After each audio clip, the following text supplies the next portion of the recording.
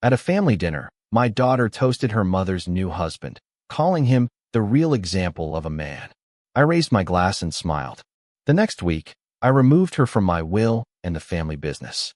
She came back to me furious and entitled, insisting I put her back in the will and restore her position as the finance manager of the company. What happened next was rather unexpected. I will tell you everything. First, let me quickly thank you for your continuous support. This means a lot to us. If you enjoy the stories we share, kindly subscribe to this channel. It will be great if you can leave a comment on which city you are watching from. We might just give you a shout out in our next story. Today's special shout out goes to Alan Sanders from New York. We are glad you enjoy our stories.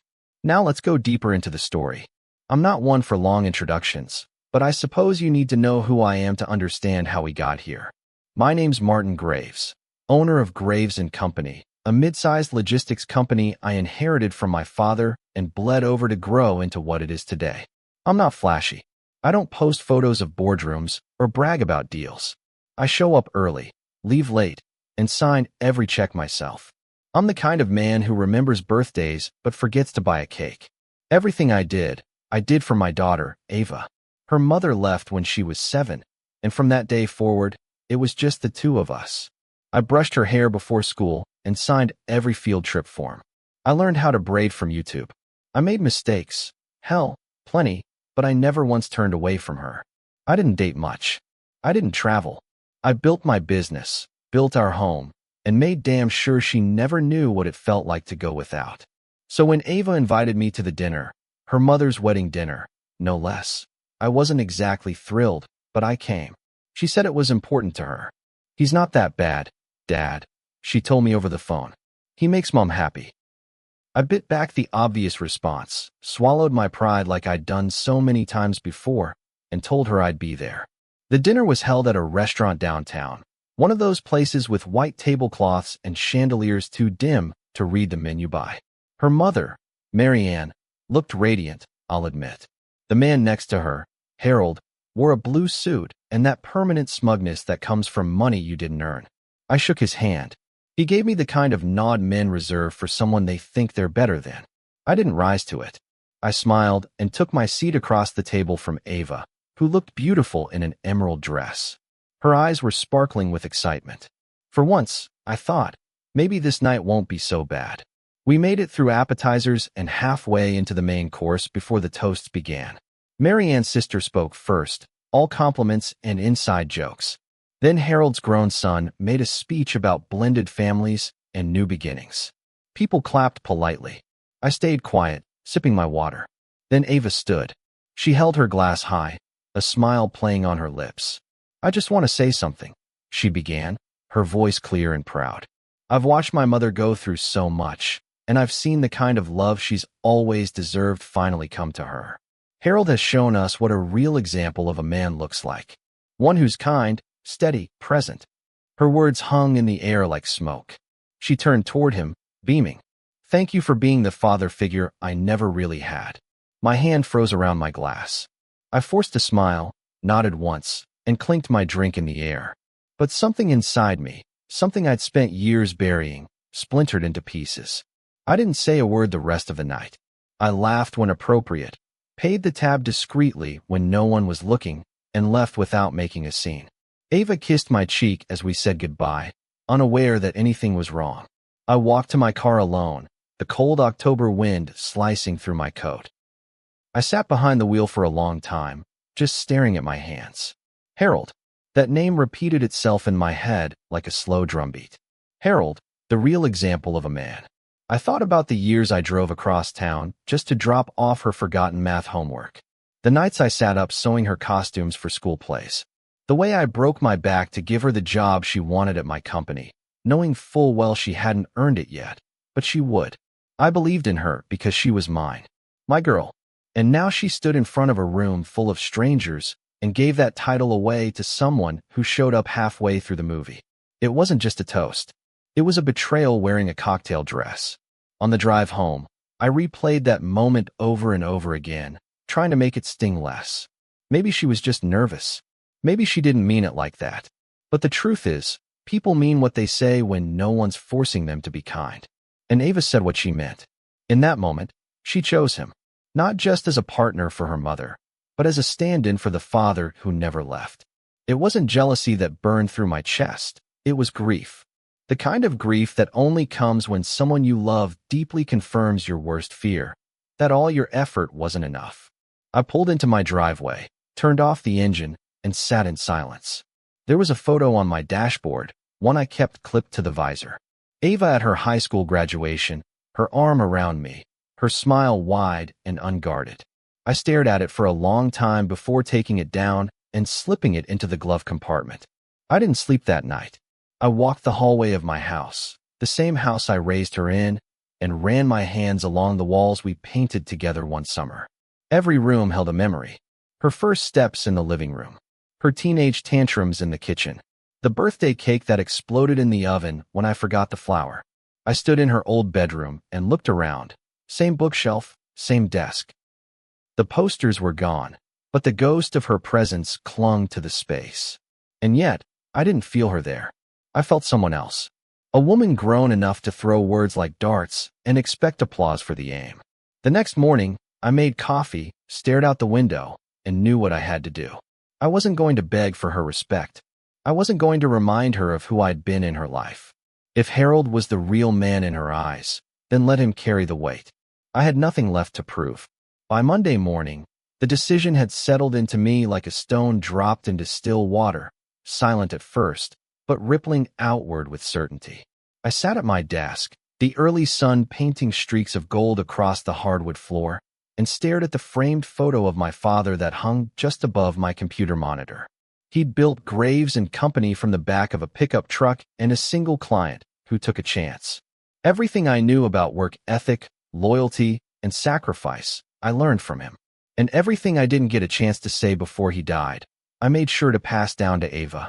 Or at least I thought I had. That toast she gave, those 7 words, the real example of a man, undid decades in an instant. It wasn't that I needed her to praise me publicly. God knows I never chased glory. But I expected her to remember who showed up when no one else did. I expected her to see me.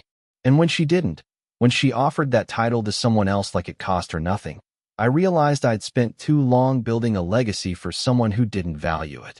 So I opened the drawer that held the company's trust documents and thumbed through them until I found the folder marked Successions.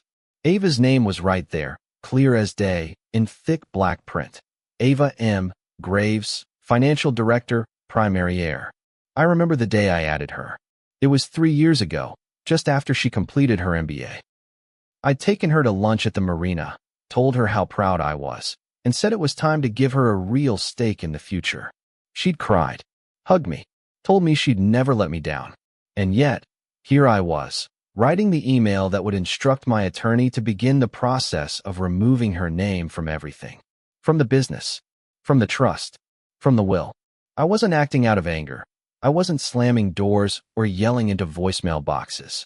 I was acting out of clarity. For too long, I'd let my love for Ava blind me to the slow erosion of respect. And now, with one public toast, she'd made it clear where her loyalties lay.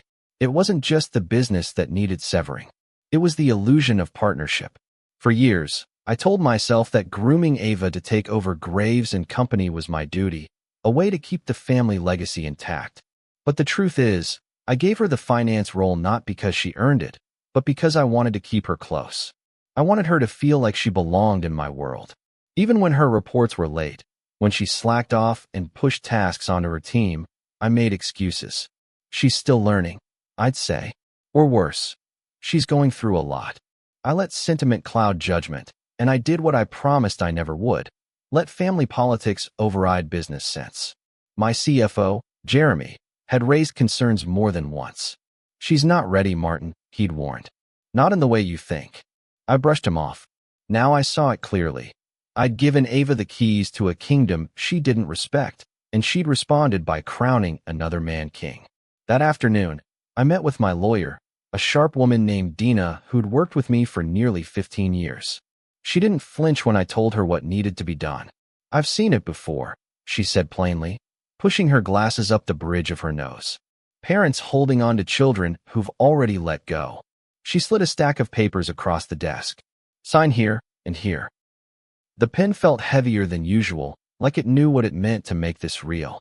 When I scrawled my name on the final line, something shifted in my chest. Not a lightness, exactly, but a release. I was done waiting for Ava to value what I'd built. I was done handing her chances wrapped in love and getting back disappointment wrapped in entitlement. She wanted to toast Harold as the real man? Fine. Let him handle her future. Let him carry the expectations I once carried alone. On the drive home, I passed the old high school she attended. The parking lot was half full, football banners fluttering in the breeze. I remembered the way she used to call me between classes just to say hi. The time she got her heart broken junior year and cried in the passenger seat while I drove her around town with no destination in mind. I remembered the way her eyes lit up the day I let her shadow me at work for the first time, how she'd asked a million questions, taken furious notes. That version of Ava felt like a different person now. I know people grow. I know relationships evolve. But respect, that doesn't fade unless someone allows it to.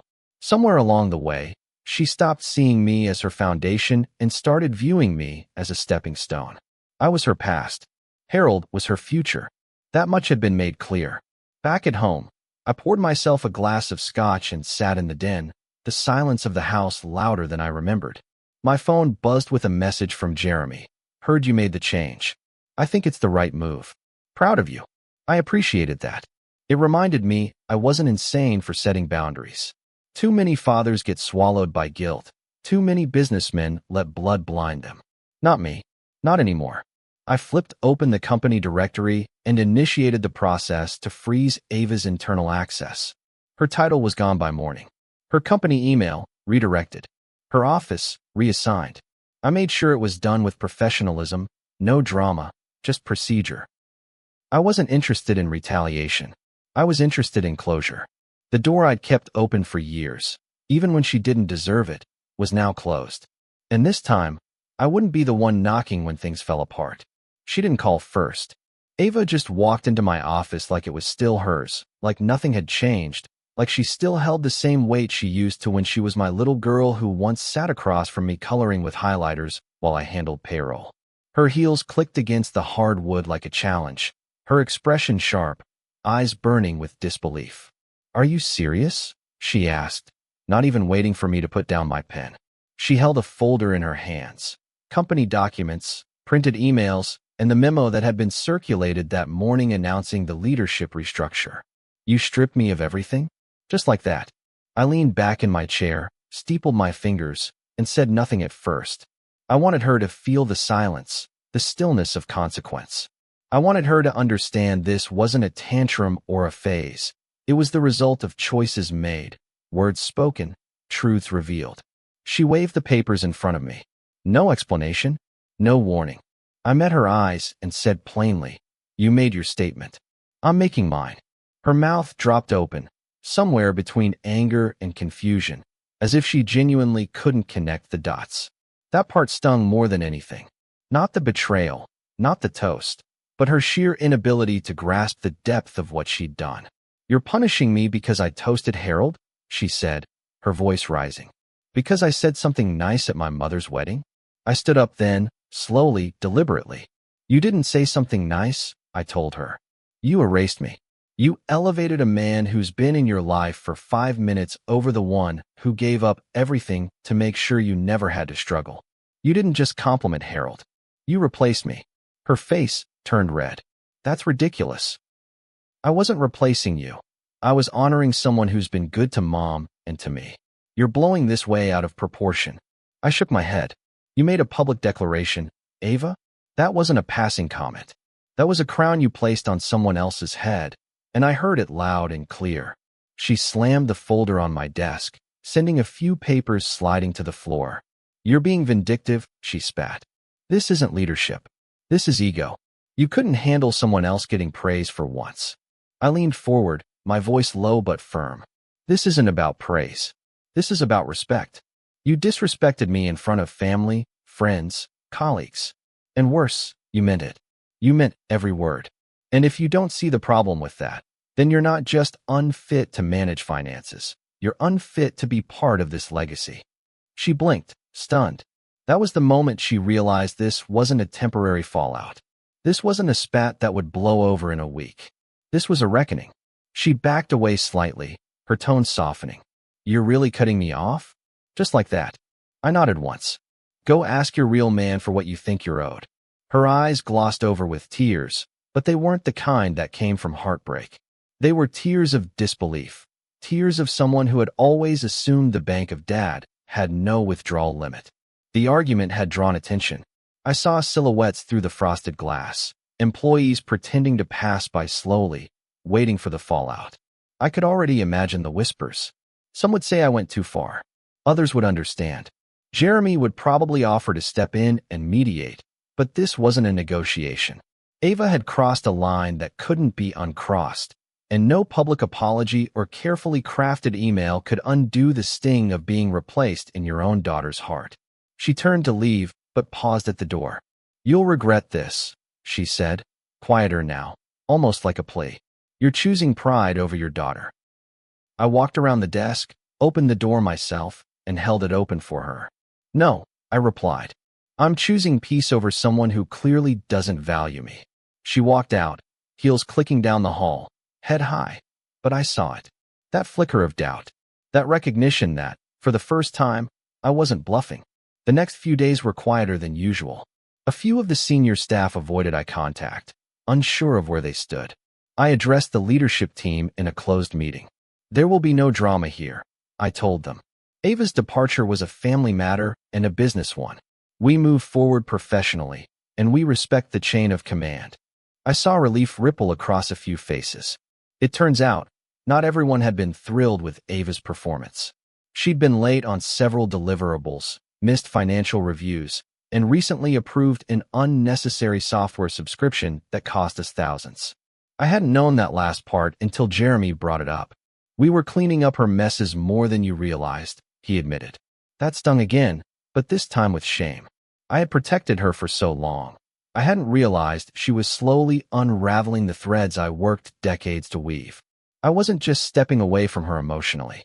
I was protecting the business from becoming another casualty of her entitlement. I found myself checking her social media later that week, not because I missed her, but because I was curious. Curious how someone so confident in her dismissal of me might process the aftermath. Her latest post was a selfie in a cafe with a caption that read, "Sometimes the hardest lessons are the ones that set you free." I stared at it for a long moment, trying to decide if that was about me. If it was, it didn't matter. I had made my decision, and there was no turning back. The moment she toasted Harold, she unknowingly closed the chapter on who we used to be. And the moment she stormed into my office demanding answers without an ounce of accountability, she solidified that closure. Family doesn't mean unconditional access. Love doesn't mean tolerating disrespect. Blood isn't a golden ticket. I had sacrificed enough to earn a place of honor in her life, not be cast aside when someone newer and shinier entered the picture. That Friday, I cleaned out her office myself. It was still full of half-drunk coffee cups and sticky notes with scribbles I couldn't decipher. A drawer full of receipts never entered into the books. I boxed up everything neatly, labeled it, and had it delivered to her apartment with a simple note. Wish you well. Dad. No threats. No lectures. Just closure. Some might call it cold. I call it decisive. I wasn't angry anymore. I wasn't even heartbroken. I was done. And that kind of clarity, once it arrives, is hard to argue with. The house felt different after that. Not empty. Just quieter in a way I hadn't anticipated. There was no chaos to fill the air, no drama or tension humming beneath the surface. For the first time in years, I could walk from the kitchen to the living room without mentally preparing for a disagreement. But peace doesn't arrive without its own echo, and in the silence, memories had room to move again. I found myself standing in Ava's old bedroom more often than I cared to admit, running my hand across the chipped desk where she used to do her homework. The posters were gone, her books packed away, but the dent on the door from where she slammed it during her teenage years was still there. I never fixed it. I used to tell myself I would, every time I walked by, but I didn't because some part of me liked seeing proof that she had once been loud and alive in this house. Now, all that remained were echoes, and they were loud in a different way. They reminded me of who she had been before titles and ambition twisted her into someone I no longer recognized. It wasn't that she was cruel. Ava had never been outright vicious. She was just careless with the things that mattered. Somewhere along the line, she learned how to perform affection rather than live it. She knew how to say the right things at the right time, when there was something she needed, when eyes were on her, when it served a purpose. But when it mattered most, when no one was watching, when gratitude wasn't profitable, that's when the mask would slip. And I had ignored it for too long. I had rationalized her sharp words and cool demeanor as growing pains. I excused her distance as independence. But there was a difference between growing up and growing away. The girl who used to ask me to read her spreadsheets just to get a second opinion had slowly become the woman who couldn't be bothered to answer emails on time or show up to meetings prepared. She stopped respecting me as a boss long before she stopped respecting me as a father. I just didn't want to see it. There were whispers now, floating back to me through the usual channels, an old neighbor, a distant cousin, even a former client who'd seen her out with Harold at a charity mixer. She's saying you overreacted. One person told me gently that you punished her for having a relationship with her stepfather. I smiled at that, a bitter sort of smile that didn't touch my eyes. Of course she'd spin it that way. Ava had always known how to control the narrative, to twist the facts just enough to seem sympathetic without ever taking ownership. She wasn't telling people about the toast, about the way she'd erased me with a single sentence, polished with the kind of cruelty that masqueraded as grace. She wasn't telling them about the office drama, the financial missteps, or the fact that she'd treated a position she hadn't earned like it was a birthright. No, she'd turned this into a father-daughter tragedy where she was the wronged party. And to some extent, that's what it was, a tragedy.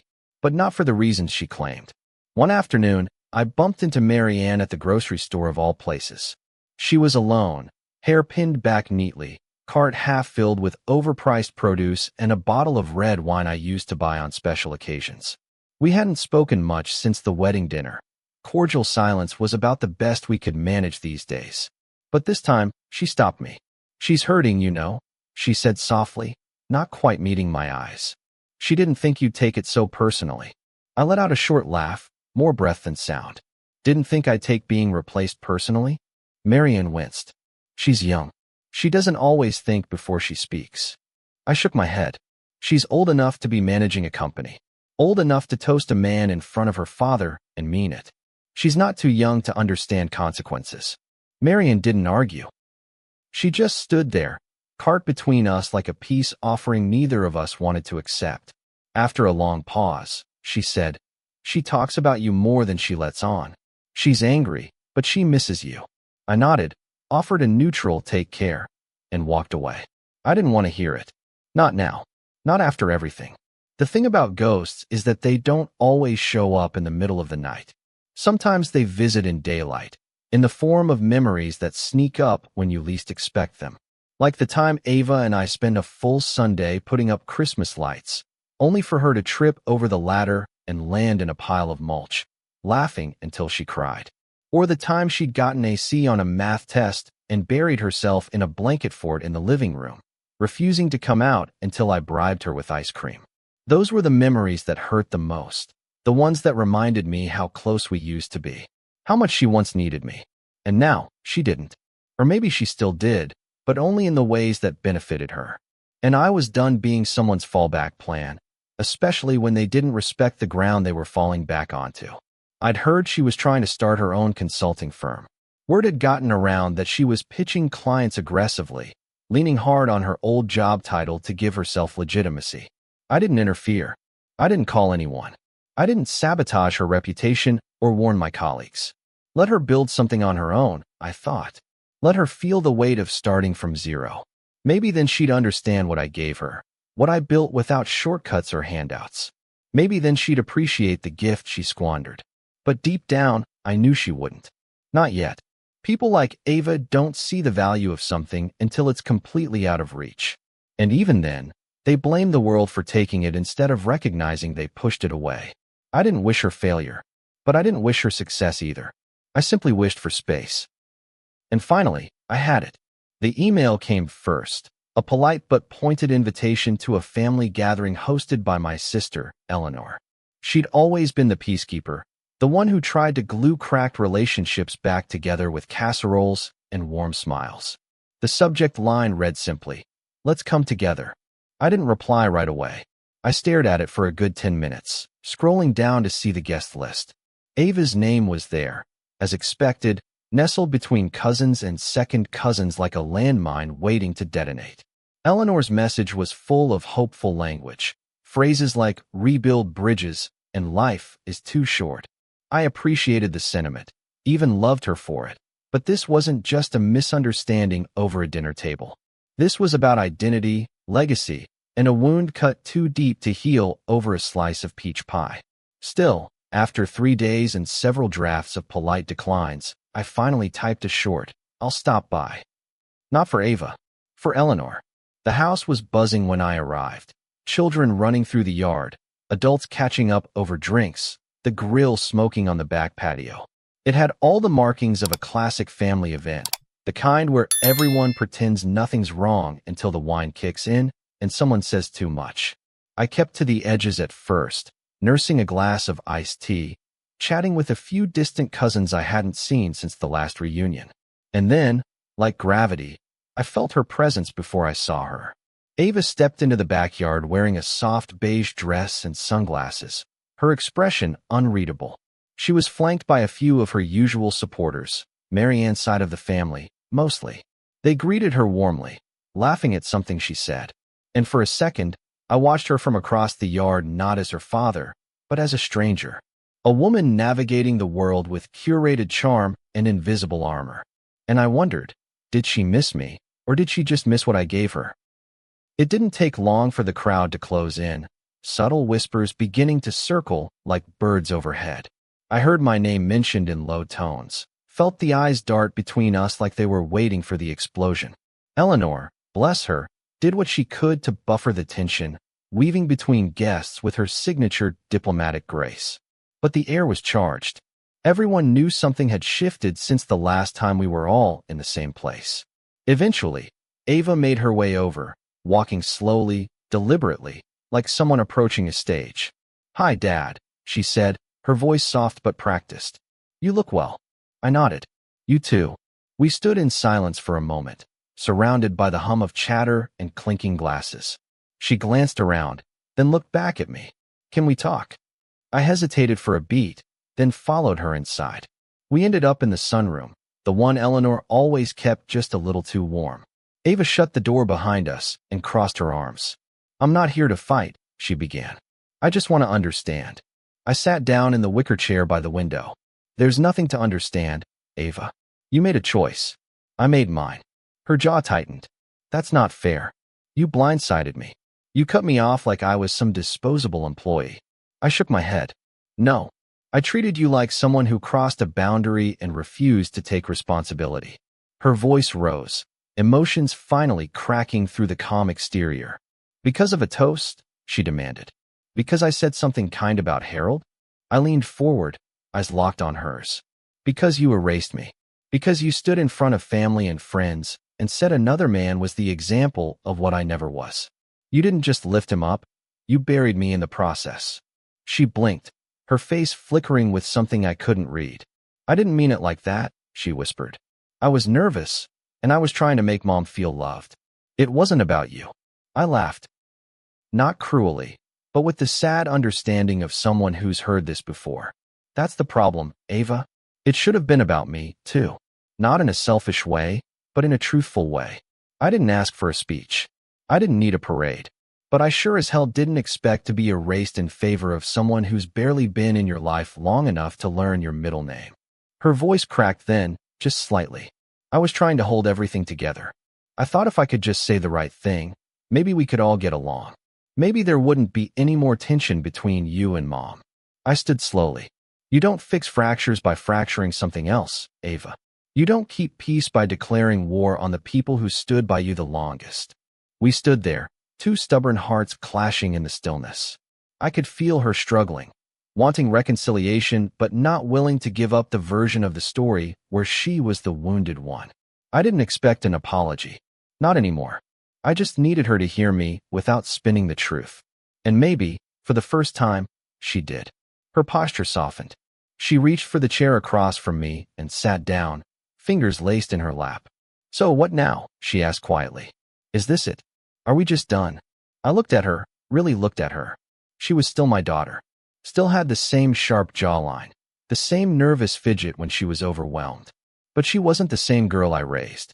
And I wasn't the same father who once forgave her for every misstep out of love. "We're not done," I said slowly. "But we're not the same either. You chose to see someone else as your father figure. That choice has weight. And I'm done carrying relationships where I'm the only one doing the lifting." We sat there in silence, the afternoon sun crawling across the tile floor. She didn't cry. Neither did I. There was no dramatic hug, no breakthrough moment where music swells and forgiveness spills out like wine. Just two people realizing they couldn't go back to who they were. Eventually, she stood. "I understand more than you think," she said. I nodded, though I didn't quite believe her. She paused at the door. "Thank you for being honest." I offered a quiet, "Take care of yourself." And then she was gone. Just like that. No fireworks. No final blow. Just distance, clean and sharp like glass. The months after that conversation passed like fog lifting from a field, slow, quiet, and revealing just how much had been hiding underneath. Life settled into something simpler, something clearer. I didn't hear from Ava after the family gathering. No phone calls. No emails. Just a steady silence that felt more like a mutual agreement than an avoidance. I think we both understood there was nothing left to say that hadn't already been said, and anything more would have only reopened the wound we had just started to let scar. In her absence, I began to rebuild, not just routines, but identity. For so long, I had worn the title of dad like a badge, like it defined me entirely.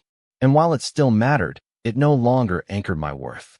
I had been a father, yes, but I was also a man who had built something from nothing, someone who had been loyal, steady, and generous, even when it wasn't reciprocated. And that counted for something. I poured myself into the company again, not because I was running from pain, but because it felt good to create without complication, without the emotional minefield of trying to balance love and business. I hired a new finance manager, a young woman named Carly with a sharp mind and a hunger to prove herself. She reminded me of Ava in her early days, ambitious, confident, but without the entitlement. Carly asked questions. She stayed late. She owned her mistakes.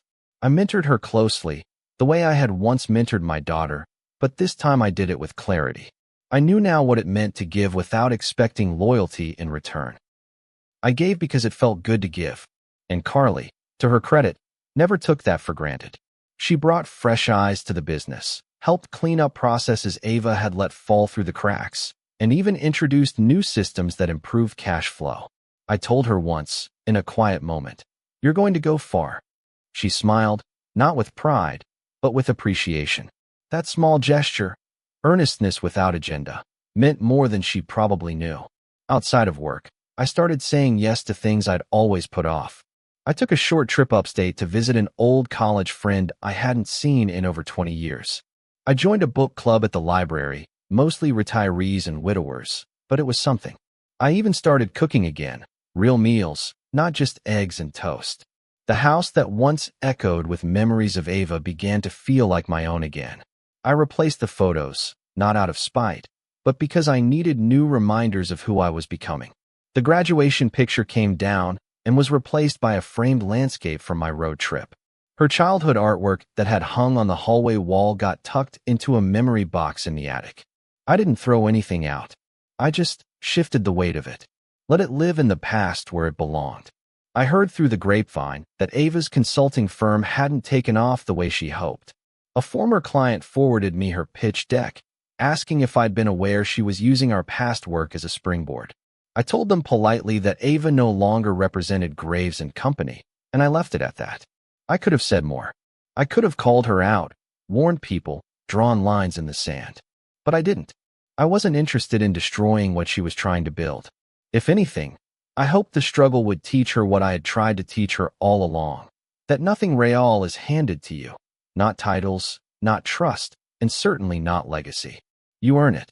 You show up for it, even when it's inconvenient. And you never forget the hands that held you up while you learned how to stand. One night, I found myself scrolling through old voicemails. There was one from Ava, about a year before the fallout. She was laughing, telling me she'd locked herself out of her apartment again and needed me to drop off the spare key. "You always rescue me," she said. "One day I'm going to repay the favor." I listened to it twice. I wanted to hate that memory, but I couldn't. It was real. In that moment, she had meant it. And maybe that's the hardest part about love. It doesn't disappear all at once. It fades in flashes, in moments that once felt full and now echo hollow. But it still leaves an imprint. I didn't delete the voicemail. I just moved it into a folder labeled past. That felt like progress. I saw her once more, briefly, at a fundraiser event months later. She was across the room, deep in conversation with someone I didn't recognize. We didn't speak. She glanced at me, our eyes meeting for just a second, but there was no nod, no wave. Just acknowledgement. It was enough. We were no longer father and daughter in the way we used to be, but we were still two people who once shared something. And even if that connection had been severed, the history remained. I left the event early, not out of avoidance, but because I had nothing left to chase. I had said my piece, set my boundary, and that, finally, was enough.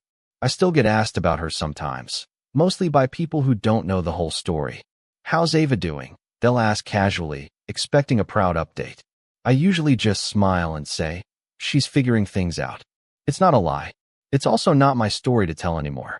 Ava made her choices, and I made mine. And while the ache of her absence still hums quietly in certain moments, birthdays, holidays, even quiet Sundays, I don't regret the boundary I set. I don't regret demanding respect. If anything, I wish I had done it sooner. Love without boundaries isn't love. It's servitude, and I had served long enough. Sometimes, the hardest decision you'll ever make is to walk away from someone you love. But when love turns into disrespect, distance becomes necessary. Have you ever had to choose peace over family? Share your experience in the comments.